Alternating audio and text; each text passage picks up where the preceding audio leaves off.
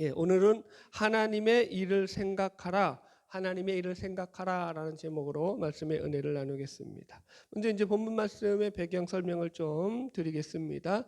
이 본문은 이제 예수님께서 처음으로 직접 제자들에게 예수님 자신의 죽음과 부활에 대해서 말씀하시는 장면입니다. 그래서 여러분들도 성경책을 보면은 이 단락이 나오는 그 제일 앞에 이 빨간 줄로 제목이 적혀 있죠.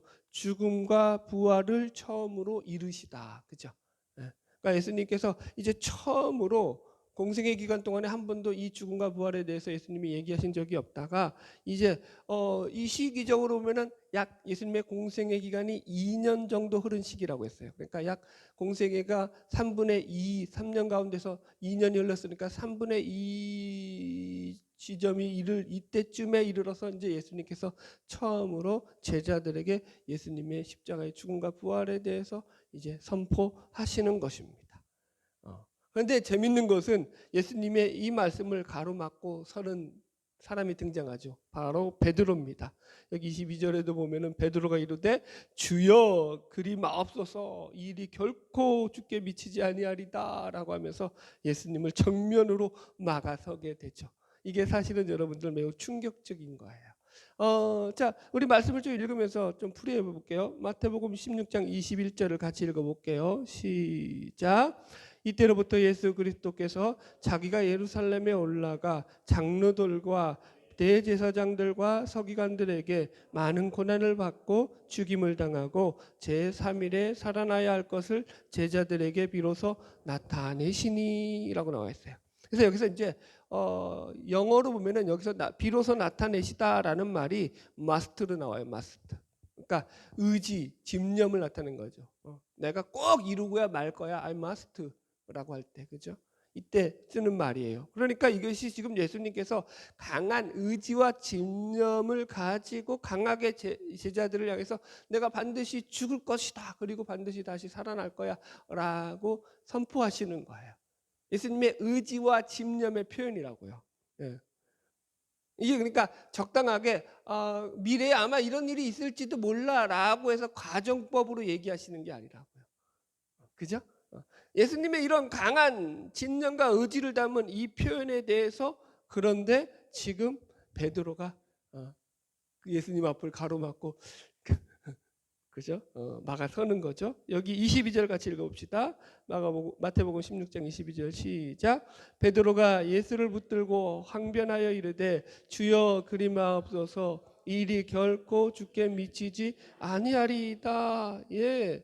지금 예수님의 강력한 의지를 담고 하시는 이 말씀에 대해서 베드로가 똑같이 자기의 신념을 가지고 주여 그리 마옵소서 결코 이 일이 주께 이르지 아니하리이다라고 하면서 예수님은 절대 죽을 수 없습니다라고 하는 이 베드로의 강한 의지와 신념을 가지고 또 이 베드로는 예수님을 막아서고 있어요. 그러자 예수님께서 이 말을 좋게 안 받으시고 아주 심하게 책망하셔요. 여러분 우리가 생각할 때는 예수님 죽으시면 안 돼요라고 강하게 조언한 거니까 어떻게 보면은 좋게 받아들일 수도 있잖아요. 저놈이 나를 갖다가 그래도 생각하고 있네. 그런데 예수님은 그렇게 안 받아들이셨죠. 안 받아들일 정도가 아니라 그 말을 사탄의 말로 예수님이 취급하고 계시죠. 여기 엄청나게 예수님께서 이 베드로를 책망하셔요. 이걸 아주 그런데 마태는 드라마틱하게 연출하고 있어요. 왜 이게 드라마틱하다고 하냐면 극적이자고 하냐면은 이전까지만 하더라도 예수님께서는 우리가 지난번까지 다루었지만은 베드로를 뭐라고 했죠? 베드로의 그 주는 그리스도시요 살아계신 하나님의 아들이시니다라고 하는 이 신앙 고백을 들으시고 바요나 시모나 내가 복되도다 내가 이 반석 위에 내 교회를 세우리라 라고 하면서 엄청나게 축혀주시고 칭찬을 하셨단 말이에요. 그죠? 그런데 바로 그 칭찬 뒤에 지금 바로 뒤에 나오는 말이 뭐냐면 사탄아 내 뒤로 물러가라요. 엄청 극적이죠. 그러니까 완전히 뭐 이제 극에서 극으로 가는 거예요. 자, 우리 한번 본문을 읽어볼까요? 23절 같이 읽읍시다. 시작. 예수께서 돌이키시며 베드로에게 이르시되 사탄아 내 뒤로 물러가라 너는 나를 넘어지게 하는 자로다. 내가 하나님의 일을 생각하지 아니하고 도리어 사람의 일을 생각하는도다 하시고 여러분 보세요. 여기서 예수님께서 3번에 걸쳐서 이제 베드로를 막 몰아치시는 거예요. 첫 번째는 사탄아 내 뒤로 물러가라. 두 번째가 너는 나를 넘어지게 하는 자다. 넘어지게 하는 돌, 걸림돌이라고 했죠. 스칸달론. 그 다음에 세 번째가 뭐냐면은 너는 하나님의 일을 생각하지 않고 사람의 일을 생각하는 거야. 그죠? 이러면서 예수님께서 아주 심하게, 무척 심하게 책망을 하신다고요. 그러니까 본문에서 예수님은 화가 아주 많이 나신 거예요. 이렇게까지 예수님이 말씀하시는군요. 생각해 보세요. 예수님의 그 성품상 얼마든지 베드로가 어떤 말실수를 했다고 할지언정 적당하게 타이르면서 베드로에게 베드로야 너가 잘 몰라서 그러는데 그러면 안 돼. 앞으로 그러지 마. 라고 좋게 좋게 말씀하실 수도 있어요. 그죠? 우리가 그걸 어디서 배울 수 있죠? 여러분 예수님께서 베드로에게 대하셨던 이런 화내는 모습 막 이렇게 화를 내시는 모습이 그 이전에도 성경 그 이후에도 안 나와요. 이게 여기서 유일하게 나오는 예수님의 베드로를 향하신 그런 폭발하시는 그런 어떤 말씀이시거든요. 왜 그러셨을까 우리가 생각해 봐야죠. 왜 그러셨을까요? 바로 이것이 복음의 본질, 신앙의 본질과 연결된 문제이기 때문에요. 그래서 이 문제를 예수님은 그냥 넘어갈 수 있는 문제가 아니라고 보신 거죠. 좋게 타일러서 이게 적당히 무마시킬 수 있는 문제가 아니에요. 보세요. 예수님께서는요. 심지어 베드로가 예수님을 3번 부인할 것이다 라고 이 베드로에게 알려주실 때도 화를 안 내셔요. 그죠? 너가 나를 3번 부인할 거야. 다 굴기 전에. 그러면서 알려주시죠. 좋게 좋게.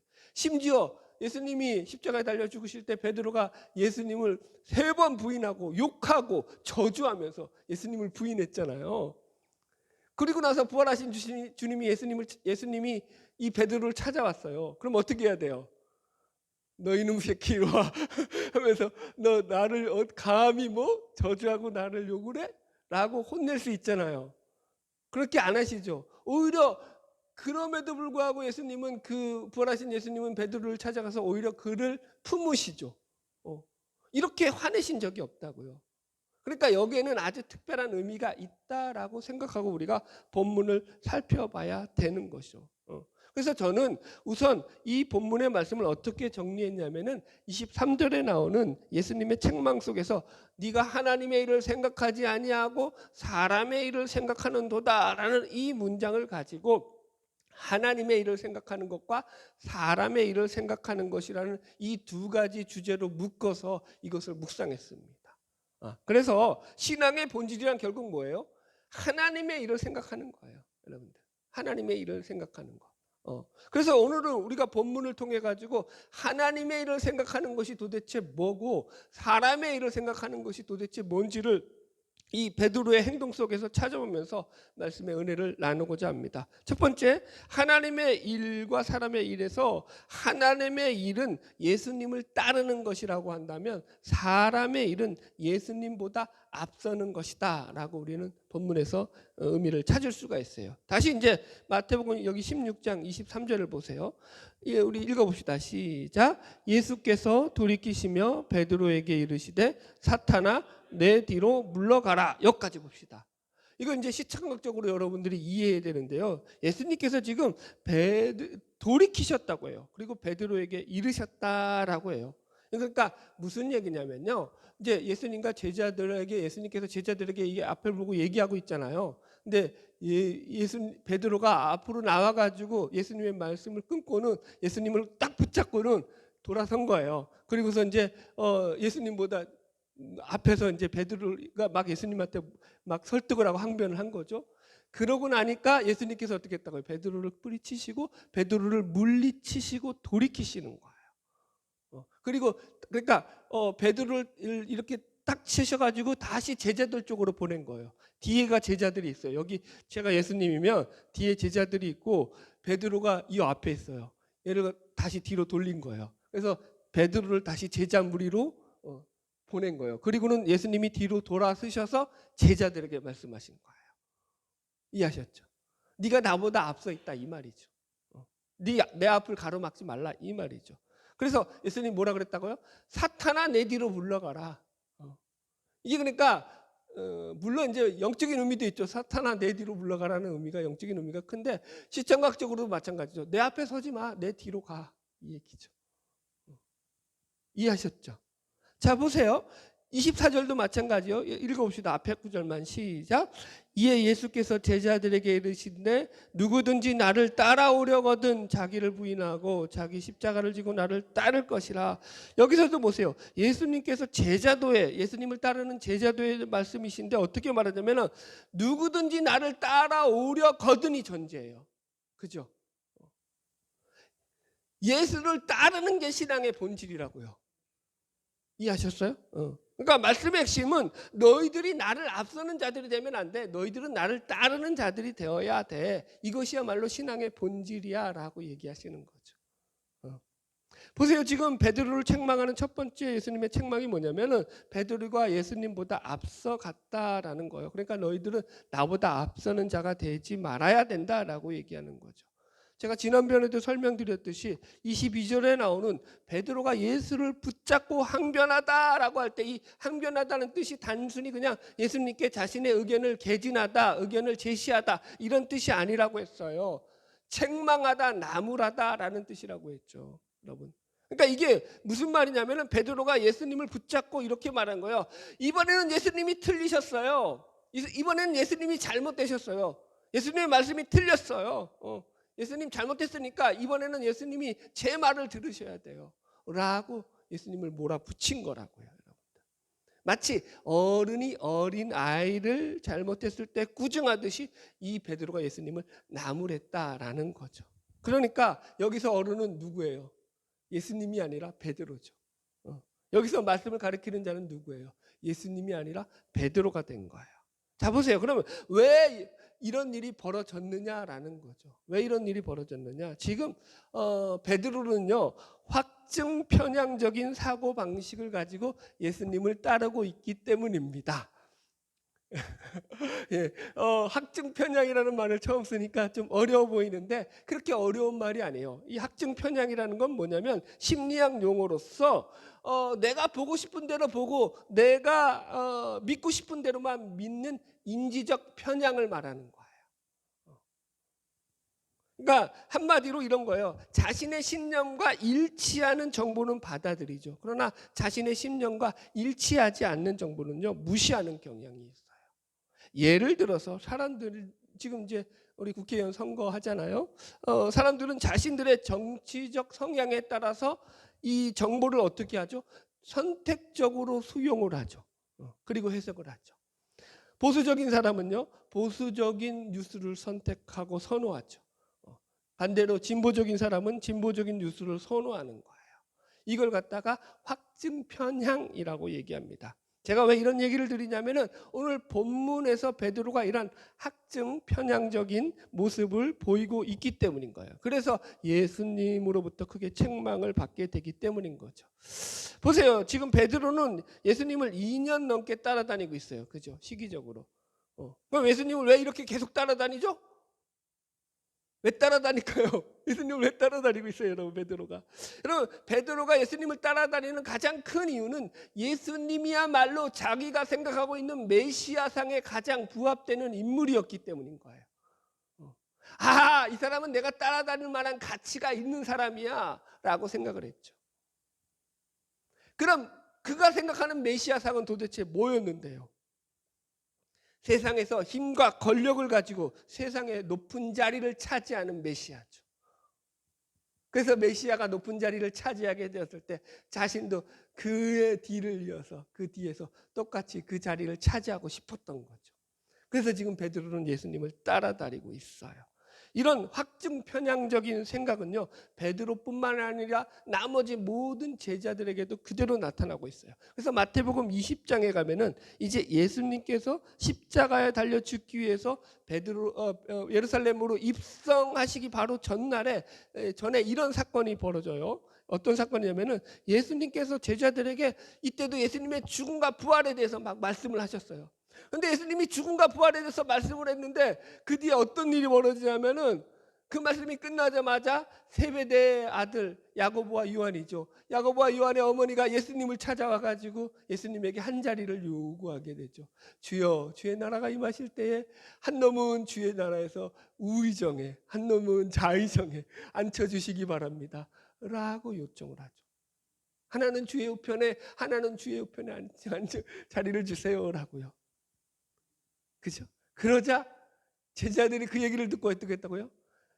분해했다고 얘기해요. 분해했다고요. 왜 분해하죠? 사실은 자기들도 다 말했어요. 그런데 얘기를 못했겠죠. 예수님 앞에 감히 말을 못 꺼냈었죠. 그런데 여러분, 야고보와 요한이 집안이 좋은 집안이잖아요. 집안이 빵빵한 집안이에요. 그러니까 이 세베대의 어머니는, 이 야고보와 요한의 어머니는 자신이 가진 그 힘과 권력을 가지고 예수님에게 당당히 나와서 뻔뻔하게 자리를 요구하는 거죠. 이런 거죠. 우리 아들들이 당신을 따라다닌 이유가 뭔지 아세요?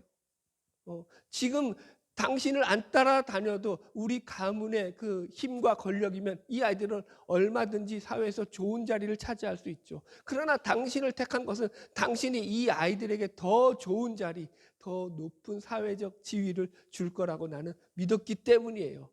그러니 당신 그렇게 하셔야 돼요 라고 요청을 한 거죠. 아주 뻔뻔하게도 말입니다.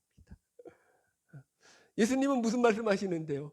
내가 이제 곧 십자가에 달려 죽을 거고 3일 만에 부활할 거야. 예수님은 죽음과 부활에 대해서 얘기하시는데 아무도 예수님의 말씀에 대해서는 귀를 안 기울이고 있죠. 자, 다시 설명할게요. 성경을 보면 예수님께서는 예수님의 죽음과 부활에 대해서 아주 강하게 말씀하십니다. 그리고 그때마다 제자들은 자신들이 가지고 있는 이 메시아상이죠. 확증 편향적인 이 생각에 사로잡혀서 예수님의 말씀을 제대로 들을 생각을 하지 않습니다. 예수님의 말씀이 어떠하든지 그건 별로 중요하지 않아. 내가 가지고 있는 내 신념, 내 생각이 더 중요해. 예수님은 그저 우리에게 그분이 가진 그 힘과 권력을 나누어주는 그런 존재이기만 하면 되는 거야. 이것이 우리가 예수님을 3년 동안 따라다니는 이유인 거지. 우리는 예수님을 따라다닌 보상을 받아야만 해 라는 생각에 빠져 있었다라는 거죠. 보세요. 왜 베드로는 예수님께서 그렇게 죽음과 부활을 강조하시면서 말씀하시는데도 그 말을 전혀 듣지 않았죠? 예수님이 죽어버리면 자신들이 여태까지 쫓아왔던 모든 그저 노력과 수고가 헛수고가 되니까요. 공든탑이 무너지는 거니까요, 여러분들. 내가 고생하면서 여기까지 예수님을 쫓아왔는데 예수님은 이제 고작 하시는 말씀이 죽겠다고? 그럼 우리는 뭐가 되는 거예요? 예수님을 쫓아왔던 우리는. 그러니까 예수님이 죽으면 돼요, 안 돼요? 베드로의 입장에서는 절대 안 되는 거죠. 그러니까 예수님 절대 못 죽는 거예요. 죽고 싶어도 못 죽는 거예요. 베드로는 자기가 믿고 있는 이 신념으로 여러분들 예수님을 지금 가로막고 있는 거죠. 이해하셨죠? 여러분, 신앙에서 내가 믿고 있는 신념으로 믿는 것은 사실로 제일로 위험한 거예요. 여기 의지가 강한 분이 계실 거예요. 신념이 강하신 분이 있을 거예요. 이분들은 예수를 믿는데 아주 조심하셔야 돼요. 여러분 보세요. 신앙에서 신념이 왜 위험하냐면은 여러분들이 신념을 가지고 사는 것은 나쁘지 않지만 그 신념이 기독교와 예수님을 또 하나의 자신의 신념 가운데 하나로 받아들일 뿐이라는 거예요. 그래서 예수님은 어떤 존재예요? 자신의 신념 가운데 하나의 카테고리로 들어와 있을 뿐이에요. 자신의 신념 가운데 기독교가, 예수가 어떻게 해요? 자기의 신념과 부딪히면 그때는 어떻게 되는 거죠? 예수는 얼마든지 버려지는 거죠. 지금 베드로처럼요. 그래서 신념이 위험하다고 얘기하는 거예요. 이해하셨죠? 자, 여러분들에게 이렇게 권면을 드리고 싶습니다. 여러분, 결국 신앙의 본질은 예수를 앞서는 것이 아니라 예수를 따르는 것입니다. 말에서도 행동에서도 예수님을 따라가야 됩니다. 예수님을 따른다는 것은 다른 게 아니에요. 말씀 중심으로 살아가는 거예요. 말씀의 근거에서, 말씀의 기준에서 내 삶의 기준을 잡고 행동하고 생각하고 말하고 살아가는 거죠. 여러분들, 말씀보다 앞서지 않으시기를 주의 이름으로 축복합니다.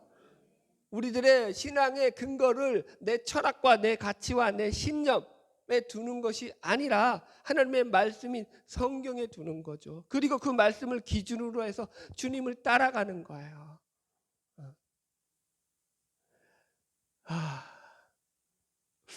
자, 제가 말을 끊고 21번 내셨어요. 뭔 생각을 했을까요? 이런 거죠. 여러분들이 얼마나 성경을 보고 있으시냐는 거예요. 여러분들이 그래 말씀을 기준으로 살아야 되는데 기준이 되는 말씀을 모른다고 합시다. 기준이 되는 말씀을 모르면 그 말씀대로 살 수가 있어요, 없어요? 없죠. 저는 늘 여러분들에게 강조를 하죠. 말씀을 붙잡고 사셔야 된다고. 그런데 정작 말씀을 붙잡고 사느냐라고 할 때 겉으로는 저는 그렇게 말씀을 붙잡고 살아요. 목사님 얘기하죠. 그러면 실제로 그렇게 말씀을 보느냐는 거예요. 성경을 보느냐는 거예요. 말씀을 알려고 내가 몸부림치며 읽고 있냐라는 거죠. 그래서 제가 잠깐 텀을 줬죠. 이해하셨죠? 여러분들 말씀을 붙잡으세요. 말씀을 보세요. 그리고 정말로 말씀에서 하나님께서 무슨 말씀을 하시는지를 확인하세요. 그리고 그 말씀이 내 인생에 어떻게 적용돼야 될지를 적용하세요. 바라기는 말씀으로 승리하는 저와 여러분 되기를 주의 이름으로 축복합니다. 두 번째, 하나님의 일은 자기를 부인하고 자기 십자가를 지는 것이라면 사람의 일은 자기 중심성에 빠지는 거예요. 자, 다시 본문 말씀 마태복음 16장 24절을 보겠습니다. 마태복음 16장 24절. 다 같이 읽을게요. 시작. 이에 예수께서 제자들에게 이르시되 누구든지 나를 따라오려거든 자기를 부인하고 자기 십자가를 지고 나를 따를 것이니라. 보세요. 예수님은 신학이란 결국 나를 따르는 것인데 그 나를 따르는 게 뭐냐면 자기를 부인하고 자기 십자가를 지고 나를 따르는 것이야 라고 가르쳐 주십니다. 그래서 자기 부인과 자기 십자가를 지는 것이 제자도의 가장 기본이고 신앙의 본질이라는 거죠. 그럼 자기 부인과 자기 십자가가 뭐냐라는 거죠. 그걸 여러분 지금 제가 반대적으로 설명한 거예요. 자기 중심성에서 벗어나는 거예요. 자기 부인이라는 것은. 자기 십자가를 진다라는 것은. 자기 중심성에서 벗어나는 것. 죄는 뭐라고요? 하나님의 관계가 끊어지는 건데 그게 어디로부터 발생한다고요? 그 원뿌리가 자기 중심성에서. 자기를 사랑하는 것에서. 발생한다고 성경은 말하고 있죠. 정대서라는 분이 쓴 자기중심성 벗어나기라는 책이 있어요. 이 책에 보면은요, 죄악에 빠진 우리 인간들이 짓는 수많은 죄들의 그 뿌리 원인이 언제나 자기를 위하고자 하는 이 자기중심성에서부터 나온다라고 얘기해요. 그리고 모든 인간은 이 자기중심성을 버릴 수가 없어요. 이게 늘 여러분 내가 예수를 믿어도 이 중심성에서 완전히 벗어나는 인간은 아무도 없죠. 늘 우리 안에는 어느 정도 남아 있어요. 그러나 여기서 벗어나기 위해서 우리는 늘 우리를 돌아보고 점검하고 사는 거죠. 지적 이기주의 예를 들어 가지고 자기들이 취한 지식을 자기의 이익만을 위해 사용하는 것을 말해요. 수많은 자기 중심성으로 만들어낸 이기주의가 있다고 얘기를 해요. 육신적 이기주의, 자기 자신만 잘 살면 된다라는 이기주의죠. 감성적 이기주의, 모든 감정을 자신의 욕망을 채우는 목적으로 이용하는 것. 의지적 이기주의, 자신이 주도성을 가지고 자기 뜻대로만 살고자 하는 마음과 고집. 강하죠? 물질적 이기주의, 물질을 나누려고 하지 않고 자신의 배만 채우려는 목적으로 이용하는 것. 영적 이기주의, 이게 제일 무섭죠, 사실은. 영적 이기주의. 하나님께서 베푸신 은혜와 긍휼과 사랑, 구원과 축복조차도 자기가 독점하려고 하는 그런 아주 무서운 이기주의가 있죠. 여러분들 안에 영적 이기주의가 없나요? 여러분들의 신앙이 좋은 걸 가지고 상대를 평가하지 않나요? 다 영적 이기주의죠. 자, 보세요. 이런 여러 가지 자기 중심성에 빠져 있는 이기주의를 가지고 본문을 들여다보게 되면 우리는 지금 본문 속에서도 베드로가 빠져 있는 이 자기 중심성의 문제를 명확하게 발견하게 된다고요. 지금 베드로가 믿고 있는 게 뭐죠? 베드로가 지금 신앙하고 있는 게 뭐죠? 베드로는요, 겉으로는요, 예수님을 믿는다고 해요. 그러나 그 누구보다 예수님을 나는 잘 믿고 있어 라고 생각하는 자기의 충성됨을 신앙하고 있죠. 나는 누구보다 예수님께 열성적이고 예수님께 충성하는 사람이야. 이걸 신앙하고 있다고요. 아니 목사님, 예수님께 충성하는 건 좋은 게 아닙니까? 성령의 열매에도 충성이 있는데요.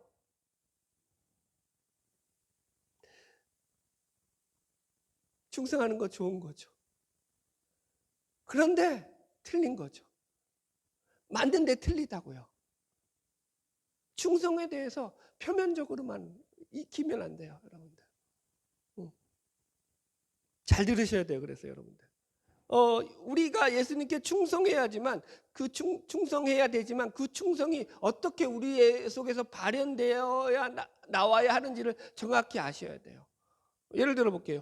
여러분 교회에서 시험에 들고 여러분 어려움을 당하는 분들이 여러 계시는데 그분들은 대부분이 여러분들 신앙생활을 소홀히 했기 때문에 시험 드는 사람들이 아니에요.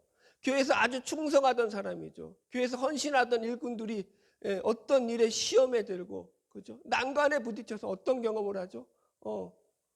신앙을 오랫동안 방학을 하거나 방황을 하게 되죠. 왜 그러죠? 충성을 잘못 이해하고 있기 때문이죠. 여러분 그거 아시나요?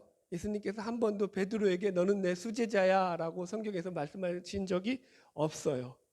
그러나 베드로는 성경을 보면 늘 지가 예수님의 수제자, 큰일 났네, 죄송합니다.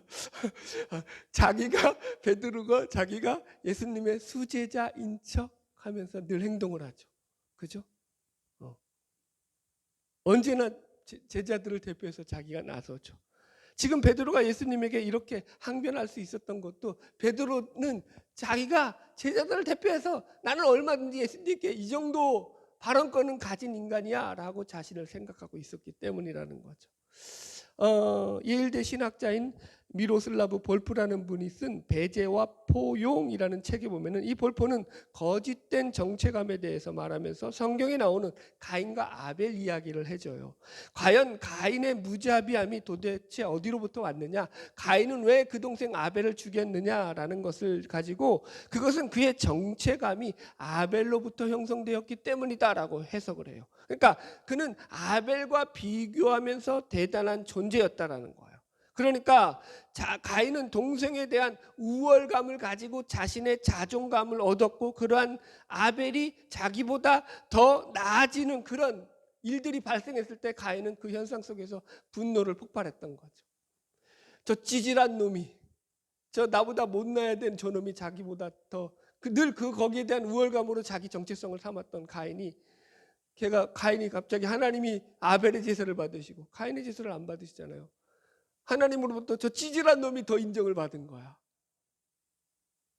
그래서 여러분들 거기 속에서 이 가인은요, 이 문제를 해결하기 위해서 자기의 정체성을 완전히 뜯어 고쳐버리든지, 하나는 이 해결책이 첫 번째고요. 두 번째는 아니면 자기의 정체성을 흔들고 있는 이 아벨이라는 존재를 제거하면 되죠.